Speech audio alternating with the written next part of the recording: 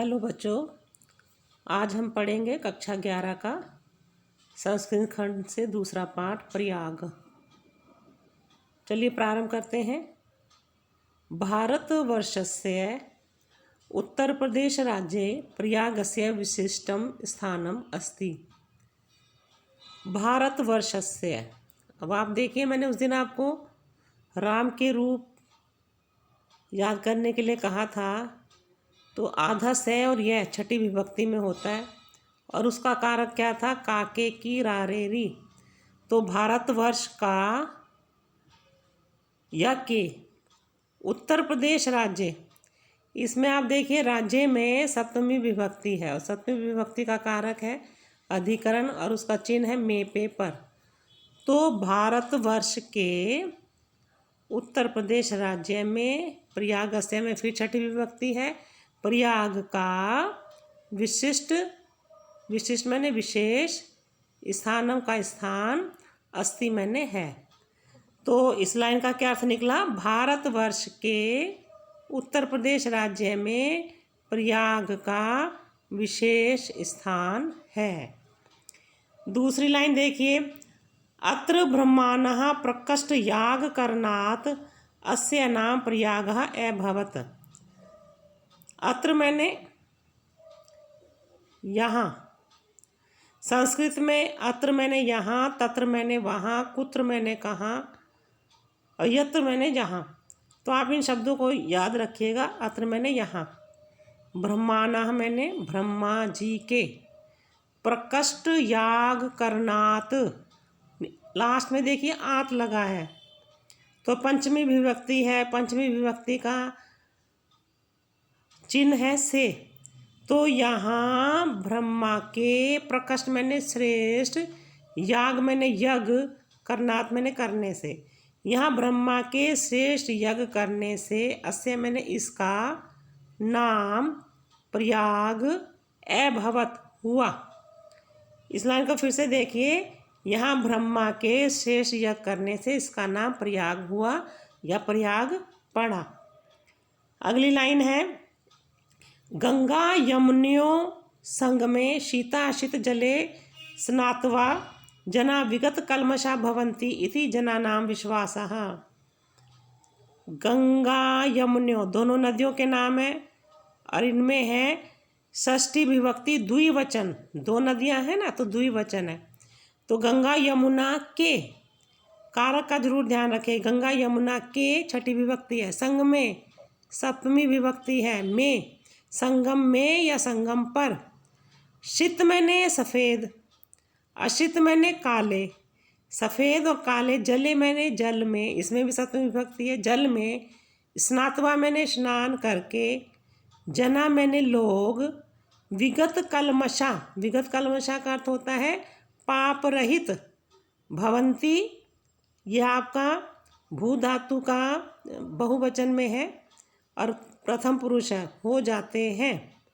इति ऐसा, जना नाम छठी विभक्ति बहुवचन, विश्वासः विश्वास है, ऐसा लोगों का विश्वास है। तो इस लाइन का अर्थ देखिए कि गंगा यमुना के संगम पर, गंगा यमुना के संगम पर सफ़ेद काले जल में स्नान करके लोग पाप रहित हो जाते हैं, ऐसा लोगों का विश्वास है। या आप इस लाइन को ऐसे भी बोल सकते हैं, इति जनानां विश्वासा को पहले ले लो कि ऐसा लोगों का विश्वास है कि गंगा यमुना के संगम पर सफ़ेद काले जल में स्नान करके लोग पाप रहित हो जाते हैं।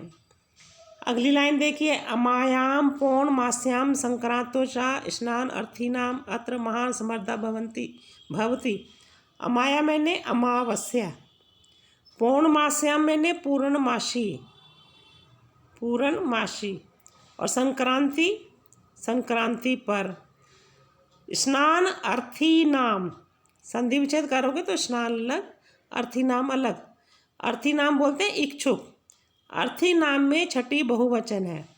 स्नान करने वालों की, छठी विभक्ति का कारक याद है ना, काके की। तो स्नान करने वालों की। अत्र, इसमें से अत्र निकलेगा। अत्र मैंने यहाँ, महान मैंने बहुत, समर्दा मैंने भीड़, भवती मैंने होती है। तो पूरी लाइन का क्या अर्थ निकला कि अमावस्या, पूर्णमासी, चा और संक्रांति पर यहाँ स्नान करने वालों की बहुत भीड़ होती है। संस्कृत में आप ये देखिए कि चा का मतलब और होता है, तो जहाँ और लगाना होता है वो थोड़ा सा एक शब्द पीछे लगाया जाता है। जैसे यहाँ पे चा दिया हुआ है ना, ये चा का और उठ करके यहाँ आ जाएगा, पूर्णमासी और संक्रांति पर। इस प्रकार से फिर अर्थ निकालते हैं। प्रतिवर्ष मकर गते, प्रतिवर्ष समझ में आ रहा है कि हर वर्ष। मकर गते मैंने, गते में फिर आपकी सप्तमी विभक्ति है, सूर्य में सप्तमी विभक्ति है, माघ मास से सप्तमी विभक्ति है। तो प्रतिवर्ष मैंने हर साल सूर्य के मकर गते, मकर राशि में चले जाने पर माघ के महीने में अनेक लाख जनः लोग अत्र मैंने यहाँ आयंती आते हैं। चा, ये चा आप आगे ले आओगे, चा मैंने और। मासम एकम उषित्वा, संधि विच्छेद करोगे, मासम प्लस एकम प्लस उषित्वा, उषित्वा मैंने रहकर, और एकम मासम उषित्वा, एक महीना रहकर, संगमस्य छठी विभक्ति है, संगम के, पवित्रेन एन लगा है तीसरी विभक्ति है, जलेन तीसरी विभक्ति है। तो संगम के पवित्र जल से, विदुषाम छठी विभक्ति है, विद्वान महात्मा नाम छठी विभक्ति है, विद्वान महात्माओं के, महात्मा नाम अलग कर लोगे, बीच में से ऊ निकलेगा, उपदेश अमृतेन यानी कि उपदेश रूपी अमृत से, इसमें भी तृतीय विभक्ति है, आत्मनः अपने आप को, पावयंती पवित्र करते हैं।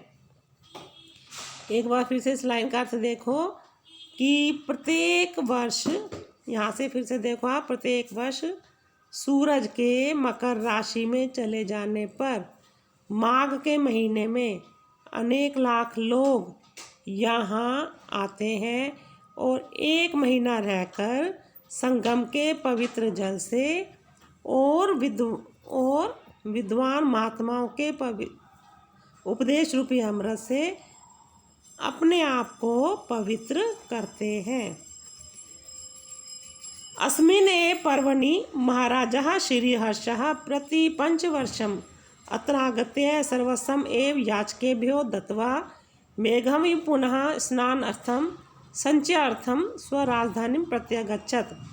फिर आगे क्या कहते हैं कि अस्मिन् एव, इस ही, अस्मिन् अलग हो जाएगा, एव अलग, एव मैंने ही, इस ही पर्वणि पर्व पर, कौन से पर्व पर, जो माघ के महीने में मेला लगता है, तो इस ही पर्व पर, इस ही त्योहार पर महाराजा श्रीहर्ष प्रति पंचवर्षम, प्रति मैंने प्रत्येक, पंच मैंने पाँच, प्रत्येक 5वें साल, अत्र मैंने यहाँ, आगत्य है आकर, संधि विच्छेद करके अत्र अलग, आगत्य यहाँ आकर, सर्वसमेव सब कुछ ही, याचकेभ्यो चतुर्थी विभक्ति है और बहुवचन है, याचकेभ्यो मैंने याचकों के लिए, मांगने वालों के लिए, दत्वा देकर, मेघिव बादल के समान, पुनः संचयार्थम मैंने संचय करने के लिए, एकत्र करने के लिए, स्वराजधानी अपनी राजधानी को प्रत्यागच्छत लौट जाते थे। तो क्या कह रहे हैं कि इस ही पर्व पर महाराज श्रीहर्ष प्रत्येक 5वें वर्ष में यहाँ आकर अपना सब कुछ याचकों के लिए देकर बादल के समान पुनः इकट्ठा करने के लिए अपनी राजधानी लौट जाते थे। तो आप एक चीज़ और देखिए कि जहाँ भी शब्द में स्नातवा, ये देखिए स्नातवा, ये लिखा है दत्वा, है ना, और ये उषित्वा, इन शब्दों के लास्ट में आप देखो कि त्वा लगा हुआ है। तो त्वा ये आपका कत्वा प्रत्यय होता है, कत्वा का कै हटा के आधा तय और वह लग जाता है त्वा, और त्वा का अर्थ क्या निकलता है, करके। जो आपका इंग्लिश में पार्टिसिपल है, प्रेजेंट पार्टिसिपल, जिसमें वर में ING लगाते हैं उसका कर के अर्थ निकलता है। ऐसे आपका संस्कृत में भी कत्वा प्रत्यय है, उसका कर के अर्थ निकलता है। तो जहाँ भी आप लास्ट में आधा तैयार वाल लगा हुआ देखें तो आप ये समझ जाएं कि उस शब्द में कर के अर्थ शब्द लगेगा, अर्थ निकलेगा। जैसे दत्वा है देकर, स्नातवा है स्नान करके, उषितवा मैंने रह करके। तो इन शब्दों को आप याद रखिएगा ताकि आपको संस्कृत समझने में कोई दिक्कत ना हो। अब हम पढ़ते हैं दूसरा पैराग्राफ। ऋषि भारद्वाजस्य, ऋषि भारद्वाज का छठी विभक्ति है। तो ऋषि भारद्वाज का आश्रम अपि, आश्रम भी।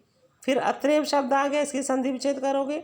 अत्र जमा एव, यहीं पर, अस्ति मैंने है। तो ऋषि भारद्वाज का आश्रम भी यहीं पर है।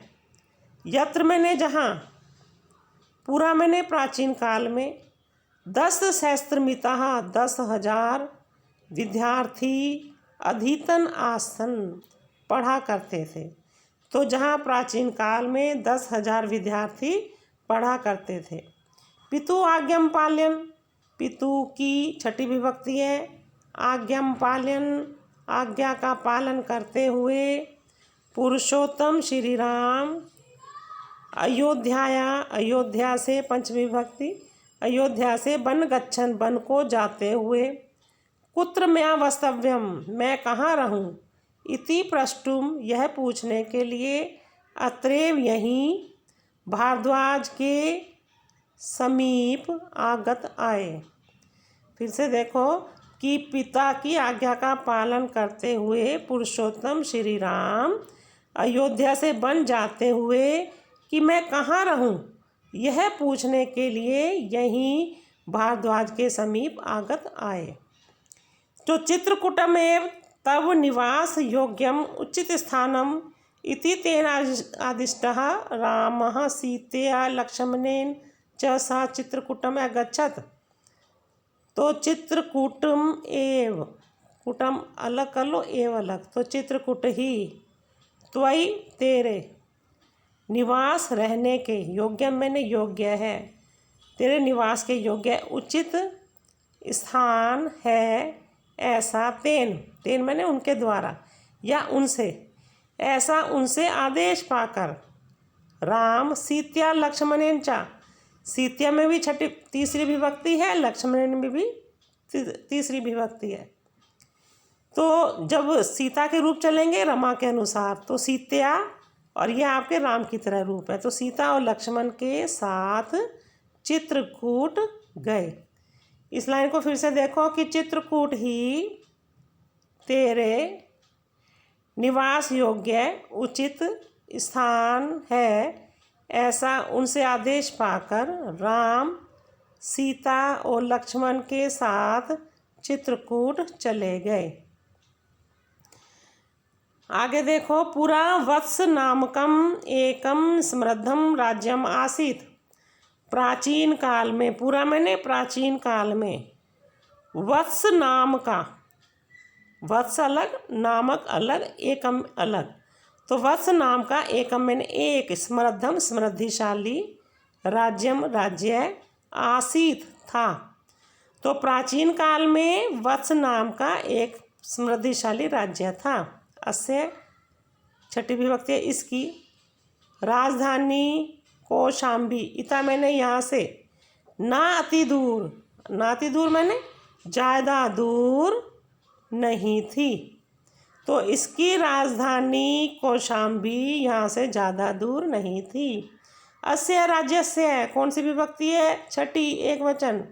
इस राज्य का शासक महाराज उद्यन, वीर, अप्रतिम सुंदर और ललित कला भिज्ञ, ललित कलाओं को, ज्ञ मैंने जानने वाला, ललित कलाओं को जानने वाला आसित था।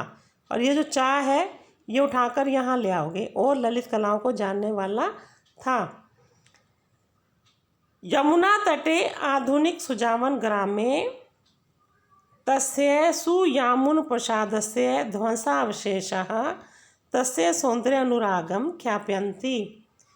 तो यमुना तटे, तटे में फिर सप्तमी विभक्ति है, यमुना के तट पर। आधुनिक, सुजावन नामक ग्रामीण गांव में, छठ इसमें भी सप्तमी है। तस्य उसका, सुयामुन प्रसादस्य, प्रसादस्य में भी छठी विभक्ति है, तो उसके सुयामुन नामक, प्रसादस्य मैंने महल, महल के ध्वंसावशेष, ध्वंसावशेष मैंने खंडहर, तस्य मैंने उसके, सौंदर्य अनुराग मैंने सुंदरता के प्रति, अनुराग मैंने प्रेम को, ख्याप्यंती दिखाते हैं। तो फिर से देखो इस लाइन का क्या अर्थ है कि यहाँ से देखो, यमुना के किनारे आधुनिक सुजावन गांव में उसके सुयामुन नामक महल के खंडहर उसके सुंदरता के प्रति प्रेम को प्रकट करते हैं या दिखाते हैं। प्रियदर्शी सम्राट अशोक ने कौशाम्ब्याम एव, कौशाम्बी से ही कौशाम्बी में ही स्वशिलालेखम अकारयत, स्व मैंने अपने, शिलालेख जो पत्थर के लेख उन्होंने बनवाए थे, अकारयत मैंने बनवाए। तो प्रियदर्शी सम्राट अशोक ने कौशाम्बी में ही अपने लेख बनवाए थे। यो मैंने जो, अधुना मैंने अब, कौशाम्बी से अन्य मैंने लाकर प्रयाग के दुर्ग में सुरक्षित है। तो एक बार फिर से इस लाइन का देख लीजिए आप कि यमुना के तट पर आधुनिक सुजावन गांव में उनके सुयामुन महल के खंडहर उनके सुंदरता के प्रति प्रेम को दिखाते हैं। प्रियदर्शी सम्राट अशोक ने कौशाम्बी में ही अपने शिलालेख बनवाए थे, जो अब कौशाम्बी से लाकर प्रयाग के किले में सुरक्षित है। तो बच्चों, अभी इस पाठ का मैं आपको 3 ही पैराग्राफ पढ़ा रही हूँ। इसमें मैंने आपको विभक्तियाँ भी बताई हैं। तो एक बार पुनः कारक वाला चैप्टर पढ़कर इन विभक्तियों को साथ के साथ समझते जाओ, क्योंकि आपका एग्ज़ाम में 2 नंबर विभक्ति और वचन का भी क्वेश्चन पूछा जाता है। उसमें आपको एक शब्द दे दिया जाएगा, उससे पूछा जाएगा कि इसमें कौन सी विभक्ति है और कौन सा वचन है। तो जैसे आप संस्कृत पढ़ रहे हैं तो साथ के साथ आप अपने विभक्ति और वचन भी याद करते चले जाएं। इसके लिए आप कारक वाली वीडियो ज़रूर देखें, ताकि आपको कारक और उनके परसर्ग जो विभक्ति चिन्ह है वो समझ में आ जाए। धन्यवाद।